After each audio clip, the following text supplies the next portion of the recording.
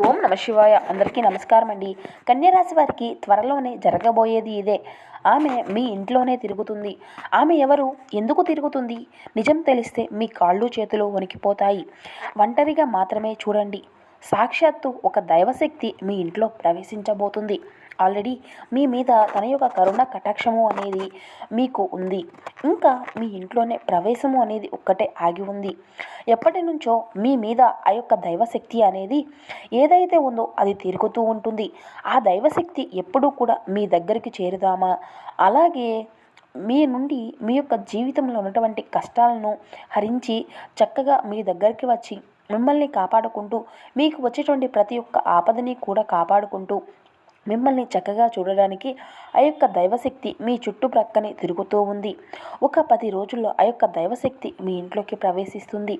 ఇక అంతా కూడా మీకు మంచిగా ప్రతి ఒక్క సంకేతము అనేది కూడా తెలియనుంది.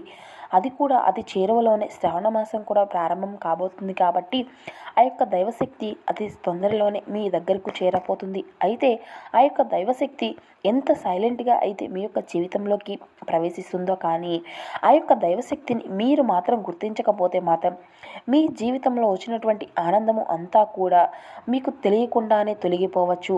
అయితే ఈ యొక్క దైవశక్తి అనేది మీ యొక్క జీవితంలోకి ప్రవేశించినట్లయితే ఈ యొక్క కన్యరాశి వారు తీసుకోవాల్సినటువంటి జాగ్రత్తలు ఏమిటి, మీకు వచ్చేటువంటి సంకేతాలు ఏ విధంగా ఉంటాయి, ఆ యొక్క దైవశక్తి మీ ఇంట్లోకి వచ్చేస్తుంది అని వచ్చేటప్పుడు చెప్పేటువంటి ప్రతి ఒక్కటి కూడా చాలా క్లియర్గా ఇప్పుడు మనం ఈ వీడియోలో వివరంగా తెలుసుకుందామండి. కాబట్టి మా వీడియోని ఎక్కడా కూడా స్కిప్ చేయకుండా చివరి వరకు చూడండి. అప్పుడే మేము ఏం చెబుతున్నామన్నది మీకు పూర్తిగా అర్థమవుతుంది. ఇక సాక్షాత్తు ఆ యొక్క దైవశక్తి అనేది మీ మీద కరుణ కటాక్షము అనేది కల్పించే విధంగా మీరు దాన్ని అయితే పొందుకోబోతున్నారు. అయితే ఇక ఆలస్యం చేయకుండా ఇక వీడియోలకైతే వెళ్ళిపోదాం. కన్యరాశి వారికి రాబోయేటువంటి ఈ 10 రోజుల్లో ఎంతో మంచి అనేది చేకూరబోతుంది. సాక్షాత్తు ఆ యొక్క దైవశక్తియే మీ చుట్టుప్రక్కన తిరుగుతుంది.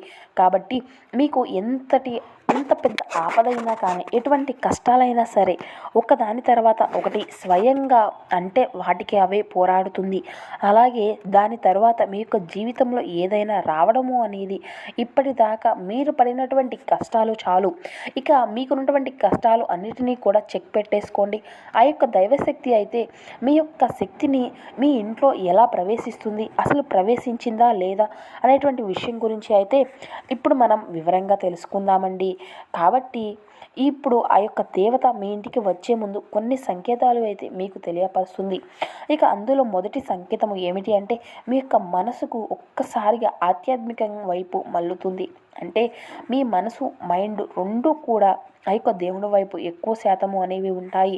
మీకు ఎక్కువగా గుడికి వెళ్ళడానికి, పూజలు చేయడానికి, అలాగే దేవుడికి దగ్గరగా ఉంటే చాలు, నాకు ఎంతో ప్రశాంతత అనేది కలుగుతుంది అనేటువంటి భావన అనేది మీ యొక్క మనసులోకి వస్తూ ఉంటుంది. అలాగే ఇంకొక సంకేతము ఏమిటి అంటే మీకు నిద్రలో మెలకువ అనేది రావడం. మీకు నిద్రలో మెలకువ ఎప్పుడైతే వస్తుందో అది కూడా అది బ్రహ్మ ముహూర్తంలోనే మీకు ఎక్కువగా నిద్రలో మెలకువ అనేది వస్తుంది. అంటే ఉదయం 3 గంటల నుండి 5 గంటల లోపు ఆ యొక్క సమయంలోనే బ్రహ్మ ముహూర్తంలోనే అని అంటారు కదండి. తెల్లవారుజామున మీకు తెలియకుండానే ఆ యొక్క బ్రహ్మ ముహూర్తంలో మెలకువ అనేది వస్తుంది. దానికి తోడు మీరు ఎక్కడా కూడా చెడు మాటలు అనేది మాట్లాడకుండా ఉండడం, వేరే వారి గురించి చెడుగా మాట్లాడకుండా ఉండడం, వేరే వాళ్ళు ఏదైనా చెప్పినా కూడా చెడుగా దాని గురించి మీరు అన్యాయంగా జరుగుతున్నటువంటి విషయాల గురించి మీరు వాటిని అసలు సహించరు కదా. మీకు కోపము అనేది వస్తుంది. కోపము అంటే మనకు వచ్చేటువంటి విపరీతమైనటువంటి కోపము కాదండి. ఎందుకు మనుషులు ఈ విధంగా మాట్లాడుతున్నారు, దీనికి ఇంత ఇదిగా కూడా మాట్లాడవలసినటువంటి అవసరం ఏమీ లేదు కదా అనేటువంటి భావన అనేది మీకు తప్పనిసరిగా కలుగుతుంది అన్నమాట. అయితే మీరు ఎక్కువగా శాతము కూడా ఒంటరిగా ఉండడానికి ఇష్టపడుతూ ఉంటారు. మీకు బాగా క్లోజ్గా ఉన్నటువంటి వారి దగ్గర కూడా ఉండడానికి ఫీల్ అవుతూ ఉంటారు. ఎక్కువ శాతము కూడా జనాల మధ్యలోకి అసలు వెళ్ళడానికి ఇష్టపడరు. ఎందుకంటే మీరు ఒంటరిగా ఉండి ఆ యొక్క దేవుణ్ణి స్మరించుకుంటూ ఆమె దగ్గరే ఉంటూ ఉంటే మీకు ఉన్నటువంటి అంటే ఆ యొక్క సమయంలో ఇంకా ఏదైనా అవసరం లేదు అనేటువంటి భావన అనేది మీకు కలుగుతూ ఉంటుందన్నమాట. ఇక ఎక్కువ శాతంగా మీకు ఏదో ఒక డబ్బుతో సంబంధించినటువంటి ఖర్చు అనేది ఏర్పడుతూ ఉంటుంది. అది కూడా మంచిగానే అవుతుందండి. అలా అంటే ఏదైనా గుడికి వెళ్ళాలంటే దేనికోసమైనా సరే డబ్బును తీసుకోవడానికి, ఆస్తికి ఇటువంటివి అన్నీ కూడా జరుగుతూ ఉంటాయి. ఈ సమయంలో ఏమాత్రము కూడా వెనకాడకుండా ఈ యొక్క శక్తికి తగినట్లుగా సహాయము అనేది ఖచ్చితంగా చేయండి. అలాగే మీరు ఎక్కువ శాతంగా జనాల మధ్యలో కూర్చోరు. వాళ్ళు మాట్లాడేటువంటి అనవసరమైనటువంటి మాటల మీద మీకు ఏమాత్రము కూడా ఇంట్రెస్ట్ అనేది లేకుండా ఉంటుంది.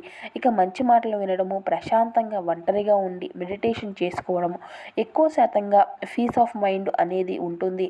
ఇక అక్కడే మనకి అయితే అర్థమైపోతుంది కదా, దేవుడుకు మనము అనేవాడు ఎప్పుడూ కూడా చేసినటువంటి డబ్బు మీద మీకు అలాగే దురాశ అనేది ఆలోచనలతో ఉండకుండా ఉండటము. మనిషి ఎక్కువగా నేను ఏది ఎలా పొందాలి, అది ఎలా పొందాలి అని చెప్పేసి మనసుని అలాగే మైండ్ని కూడా పరిగెత్తిస్తూ ఉంటాడు. కానీ ఎప్పుడైతే ఆ మోహము అనేది తీరిపోతుందో మంచి రూట్లో అనేది మీరు అయితే నడుస్తారండి. ఈ సమయంలో మనిషికి ఇవన్నీ కూడా ఎక్కువగా చేరువవుతూ ఉంటాయి అనే చెప్పాలి. కాబట్టి ఈ యొక్క సంకేతాలు అన్నీ కూడా మీకు చాలా ఈజీగా తెలిసిపోతాయి. ఈ సంకేతాలు మీకు రావడం అనేది స్టార్ట్ అయితే కనుక ఇక అన్నీ కూడా అర్థం చేసుకోండి. ఆ యొక్క దైవశక్తి మీ ఇంట్లోకి ప్రవేశించింది అని. అక్కడి నుండి మీకు ఎటువంటి కష్టాలు అనేవి ఉండవు. అప్పటిదాకా మీరు చేస్తున్నటువంటి ప్రతి పనిలో కూడా ఆటంకము అనేది వచ్చిందో అవన్నీ కూడా మీ నుండి చక్కగా దూరమైపోతాయి. ఇక మీకు ఎటువంటి ఇబ్బందులు, సమస్యలు అనేవి ఉండవు. మీ యొక్క ఫ్యామిలీ పరంగా అలాగే మీ ఇంట్లో పిల్లలు, మీ యొక్క తల్లిదండ్రులు కావచ్చు, వారితో కూడా మీ యొక్క సంబంధాలు అనేవి మంచిగా మెరుగుపడతాయండి.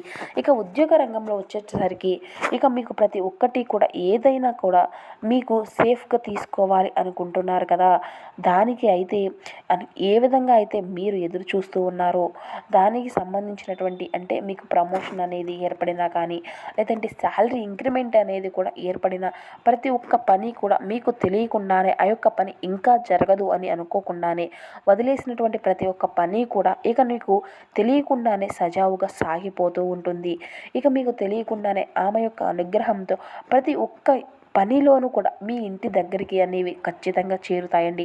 అయితే ఆ యొక్క దైవశక్తి ఏంటి, సాక్షాత్తు ఆ యొక్క దైవశక్తి ఎవరు, ఆ యొక్క రూపము ఏంటి, ఆ యొక్క దైవశక్తికి మనం ఏ విధంగా పూజ అనేది చేసుకోవాలి, అలాగే ఎటువంటి జాగ్రత్తలు అనేవి మనకు తీసుకోవాల్సి ఉంటుంది, అదేవిధంగా ఎటువంటి శత్రువులకు సంబంధించినటువంటి బాధ మీకు ఏదైతే ఉందో ప్రతి ఒక్క దాని నుండి కూడా మీరు పోరాడడానికి ఆ యొక్క అమ్మవారు మీకు అందుబాటులో ఉంటారు.